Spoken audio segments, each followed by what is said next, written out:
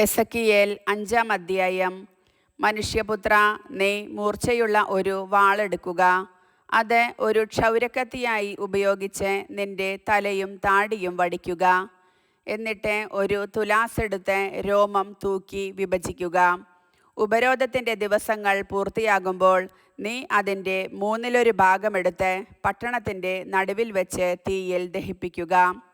1/3 ഭാഗം വാളുകൊണ്ട് അരിഞ്ഞുകൊണ്ട് പട്ടണത്തിനു ചുറ്റും നടക്കുക. 1/3 നീ കാറ്റിൽ പറത്തണം.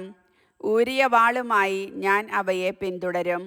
അവയിൽ നിന്ന് ഏതാനുമെടുത്ത് നിന്റെ മേലങ്കിയുടെ വിളുമ്പിൽ കെട്ടിവയ്ക്കുക. അവയിൽ നിന്ന് വീണ്ടും കുറച്ചെടുത്ത് തീയിലിട്ട് ദഹിപ്പിക്കുക.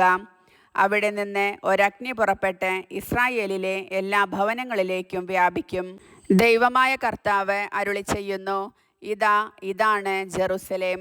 ജനതകളുടെയും രാജ്യങ്ങളുടെയും മധ്യേ അവളെ ഞാൻ സ്ഥാപിച്ചു. എന്നാൽ ജനതകളുടേതിനേക്കാൾ ദുഷ്ടതയോടെ അവൾ എൻ്റെ കൽപ്പനകൾ ലംഘിച്ചു.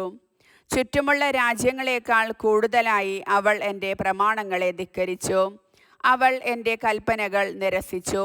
അവയ്ക്കനുസൃതമായി അവൾ പ്രവർത്തിച്ചില്ല. ആകയാൽ ദൈവമായ കർത്താവ് അരുളിച്ചെയ്യുന്നു: നിങ്ങൾ ചുറ്റുമുള്ള ജനതകളെക്കാൾ ധിക്കാരികളാണ്. നിങ്ങൾ എൻ്റെ പ്രമാണങ്ങൾ അനുസരിച്ച് നടക്കുകയോ കൽപ്പനകൾ കാക്കുകയോ ചെയ്തില്ല. ചുറ്റുമുള്ള ജനതകളുടെ നിയമങ്ങൾ പോലും നിങ്ങൾ അനുസരിച്ചില്ല. ദൈവമായ കർത്താവ് അരുളിച്ചെയ്യുന്നു: ഞാൻ തന്നെ നിനക്കെതിരായിരിക്കുന്നു. ജനതകളുടെ മുൻപിൽ വെച്ച് നിന്റെ മേൽ എൻ്റെ വിധി ഞാൻ നടപ്പിലാക്കും. ഞാൻ ഒരിക്കലും ചെയ്തിട്ടില്ലാത്തതും ഇനിയൊരിക്കലും ചെയ്യുകയില്ലാത്തതുമായ കാര്യങ്ങൾ നിന്റെ മ്ലേച്ഛതകൾ നിമിത്തം നിനക്കെതിരായി ഞാൻ ചെയ്യും. നിന്റെ മധ്യേ പിതാക്കന്മാർ പുത്രന്മാരെയും പുത്രന്മാർ പിതാക്കന്മാരെയും ഭക്ഷിക്കും. നിന്റെ മേൽ ഞാൻ ന്യായവിധി നടപ്പിലാക്കും. നിന്നിൽ അവശേഷിക്കുന്നവരെ ഞാൻ നാനാദിക്കുകളിലേക്കും ചിതറിക്കും. ആകയാൽ ദൈവമായ കർത്താവ് അരുളിച്ചെയ്യുന്നു: മ്ലേച്ഛതകളും ദുഷ്പ്രവർത്തികളും കൊണ്ട് എൻ്റെ വിശുദ്ധ സ്ഥലം നീ മലിനമാക്കിയതിനാൽ നിന്നെ ഞാൻ വെട്ടിവീഴ്ത്തും. ഞാൻ നിന്നെ വെറുതെ വിടുകയില്ല. ഞാൻ കരുണ കാണിക്കുകയില്ല.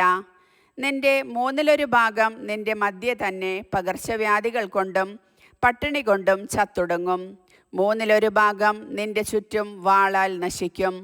1/3 ഭാഗത്തെ നാനാ ദിക്കുകളിലേക്കും ഞാൻ ചിതറിക്കും.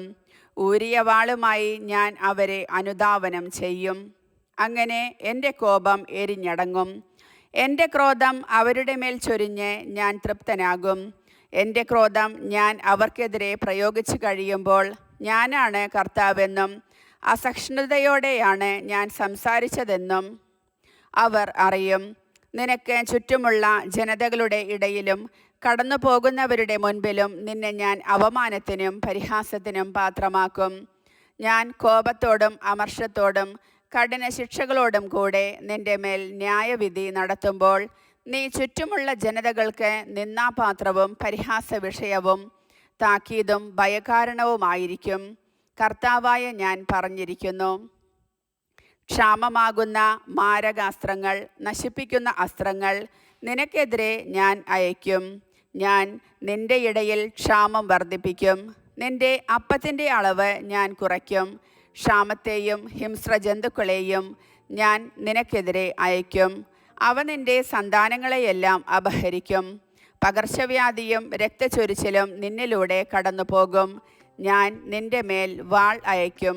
കർത്താവായ ഞാൻ പറഞ്ഞിരിക്കുന്നു. കർത്താവിൻ്റെ വചനം.